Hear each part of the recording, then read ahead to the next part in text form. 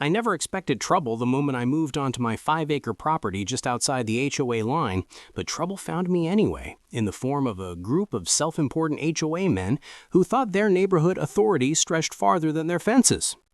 It all began early one morning when I stepped onto my porch with a mug of coffee in hand and saw 3 unfamiliar men, Martin, Daryl, and Jason, standing near my tool shed with measuring tapes, clipboards, and smug looks that immediately told me they felt entitled to be here, even though that had no legal connection to my land whatsoever.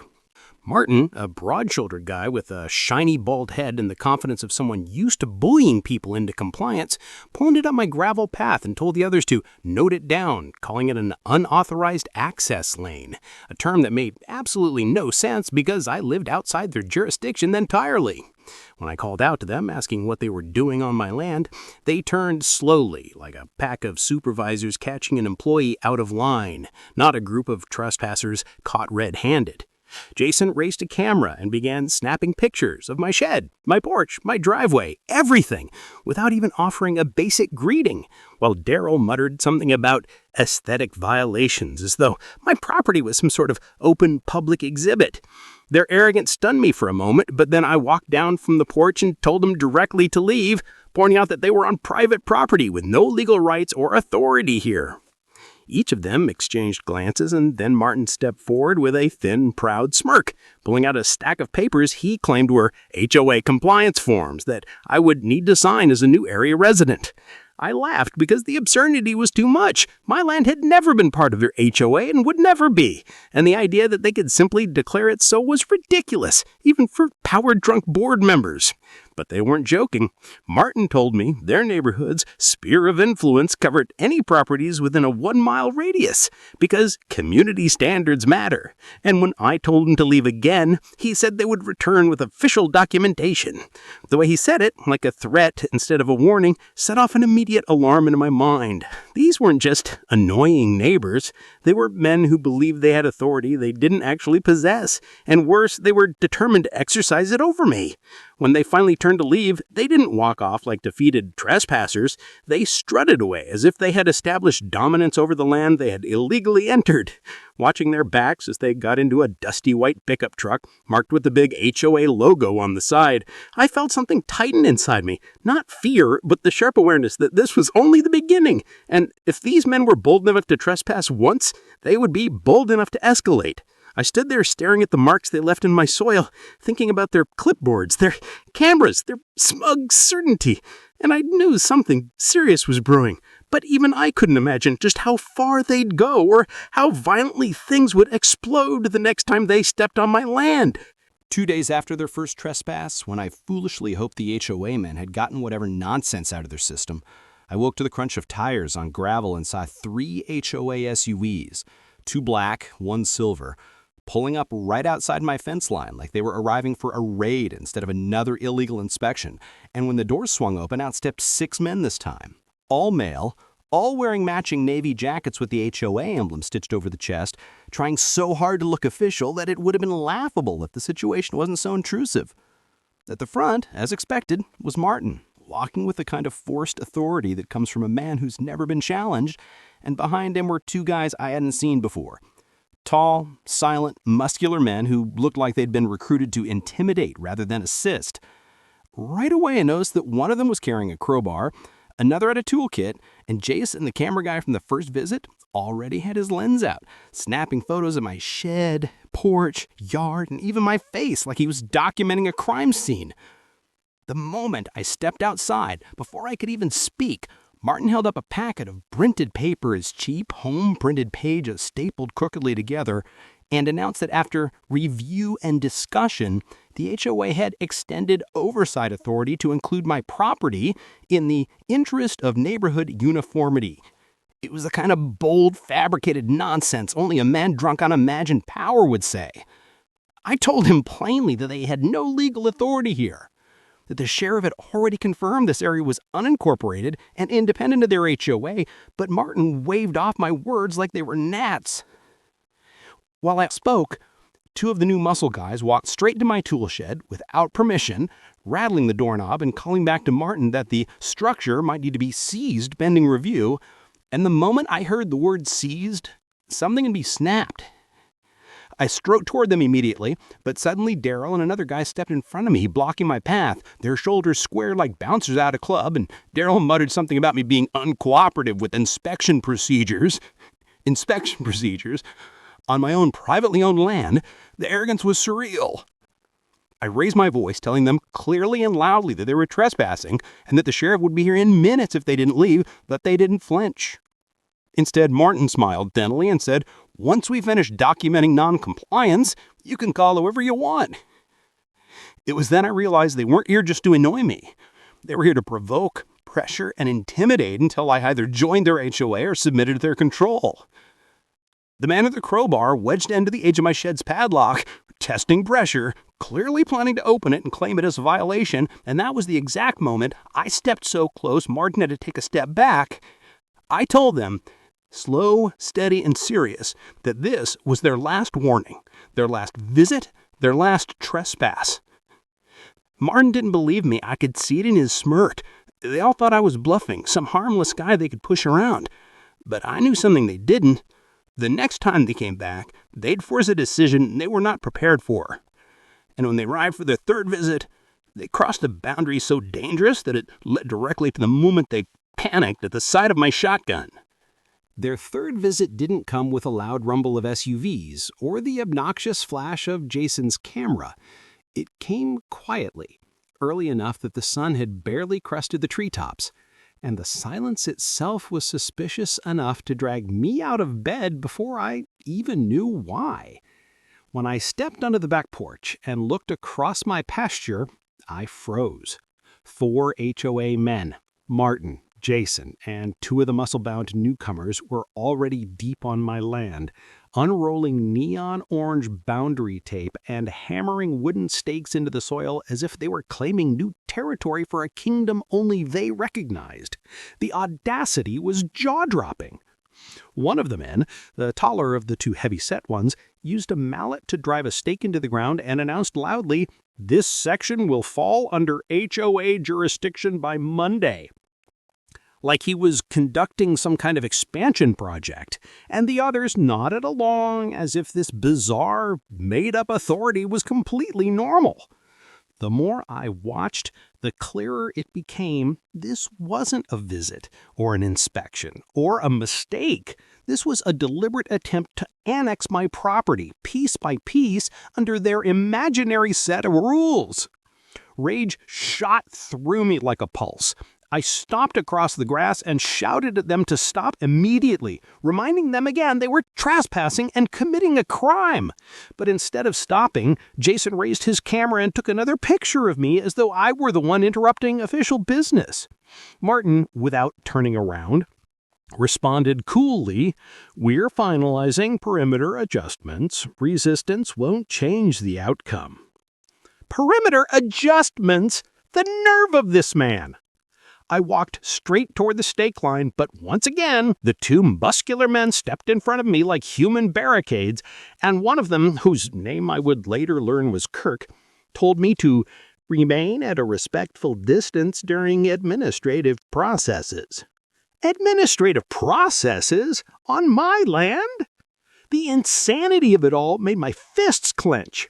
I told them for the last time that the sheriff would be involved if they didn't leave, but Martin just chuckled and said, "You can call whoever you'd like after we complete the expansion." That's when I saw it. Bolt cutters. One of the men had a pair clipped to his belt, and he was walking toward my tool shed, clearly planning to cut the lock and rummage through it under the excuse of checking for violations.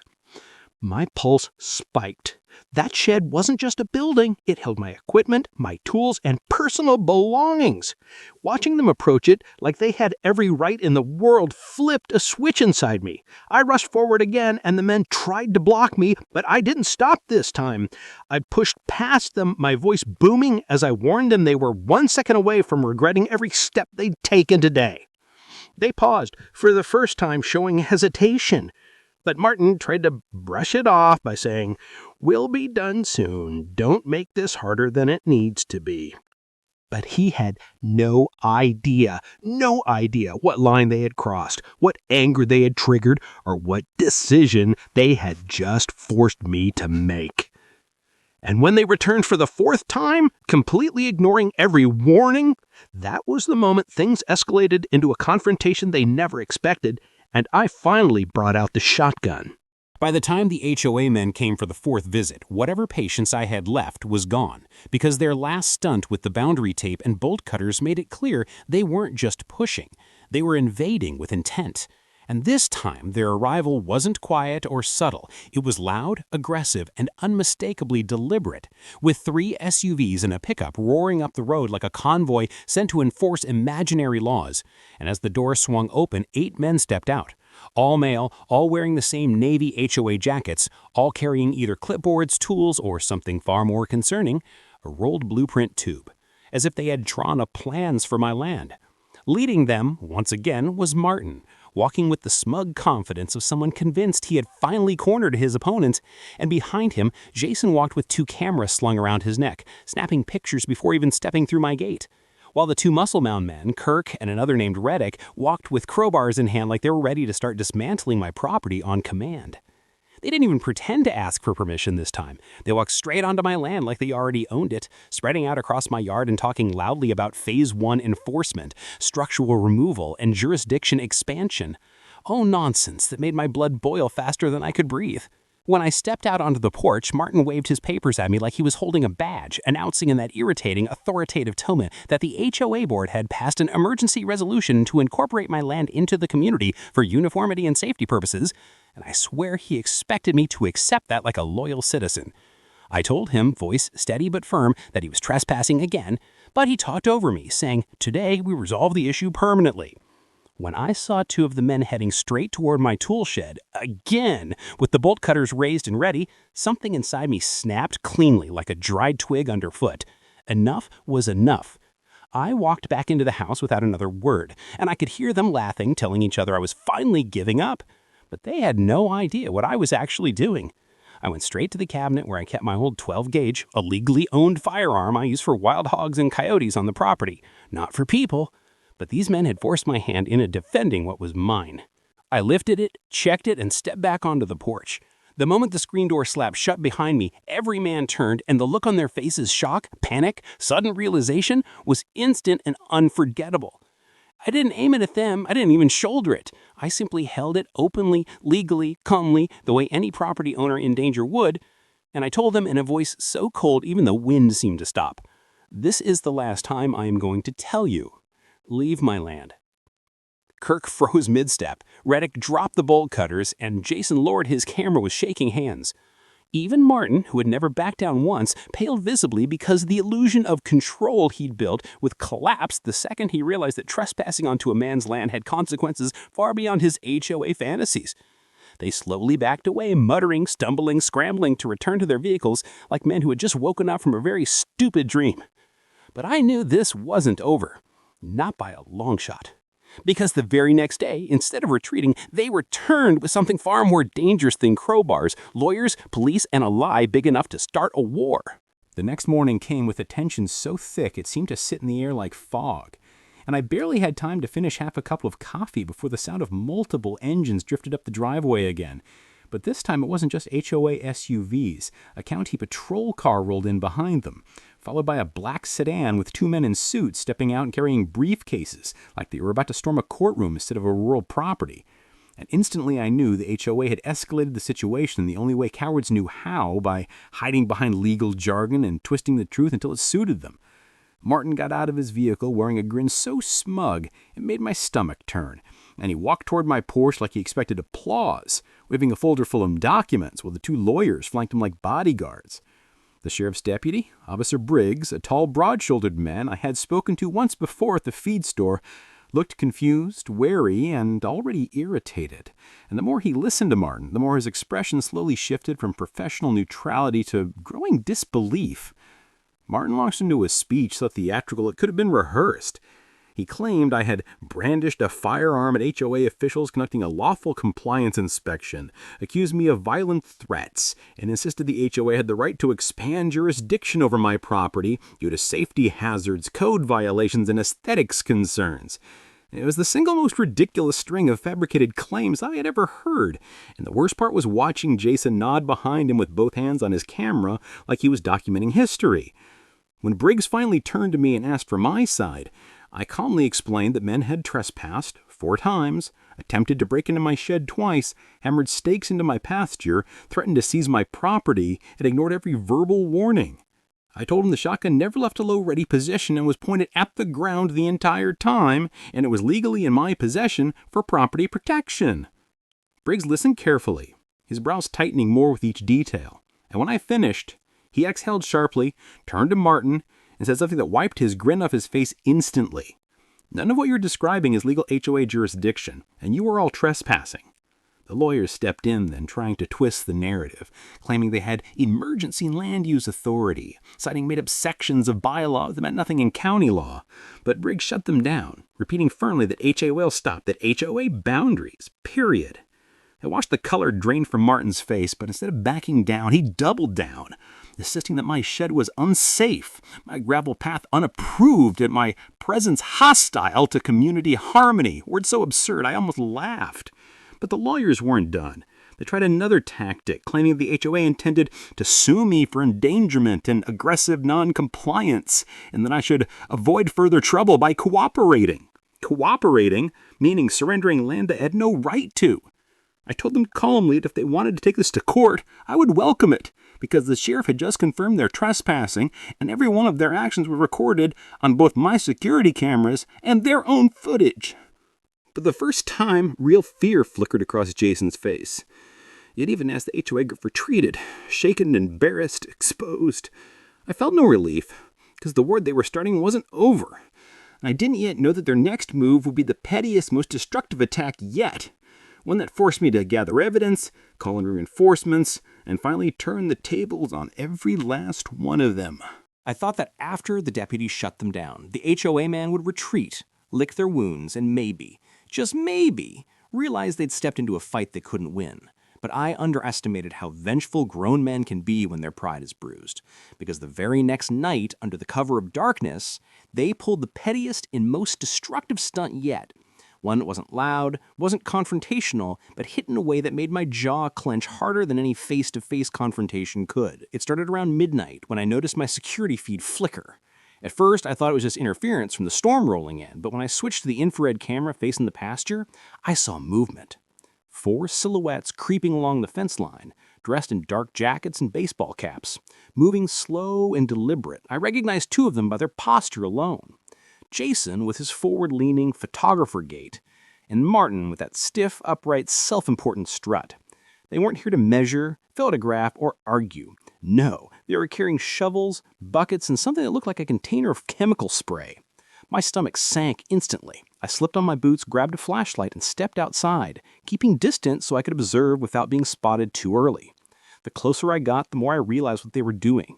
They were digging up the markers that define my property boundary and replacing them with their own stakes, the same HOA branded ones that they'd tried to hammer in last time. And worse, one of the men was pouring some kind of liquid along my gravel path. When I got close enough to smell it through the wind, my heart dropped.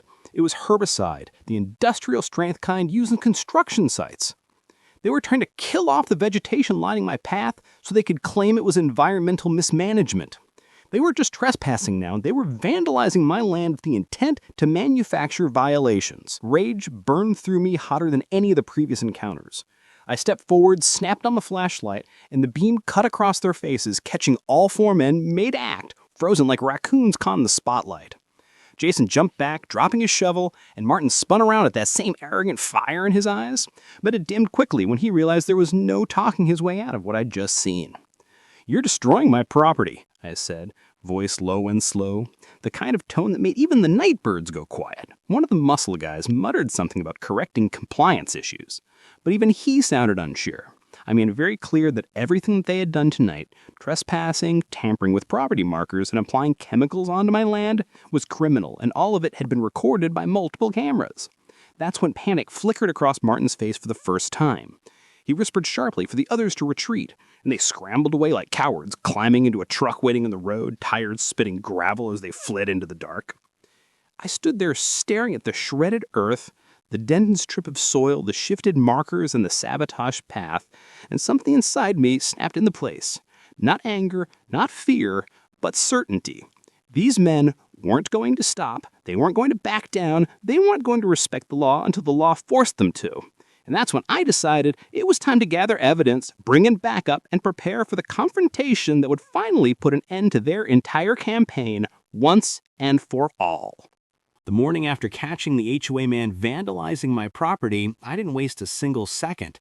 I was done reacting to their ambushes. I was going to take control, and the first step was documenting every inch of damage they caused. So at sunrise, I walked the entire perimeter of my land with a notebook, a camera, and a determination sharper than barbed wire. I photographed the overturned soil where they had ripped out my boundary markers, the fresh stakes they tried to replace them with, the chemical-stained strip along the gravel path, and even the boot prints leading from the fence line to the sabotage site. My security footage had captured the men's faces clearly, but I wanted physical, undeniable, up-close proof as well. As I worked, I kept replaying the moment they fled into the night, scrambling like men who finally realized they'd crossed into real criminal territory. Yet I knew their panic wouldn't last. Men like Martin always convinced themselves they were untouchable. That's why I needed backup, real backup, not just a deputy stopping by. So I called an old friend, a land surveyor named Grant, a straight-talking guy with a beard thicker than a field brush and a reputation in the county for being meticulous. Grant arrived an hour later with his equipment, shaking his head as I showed him the damage.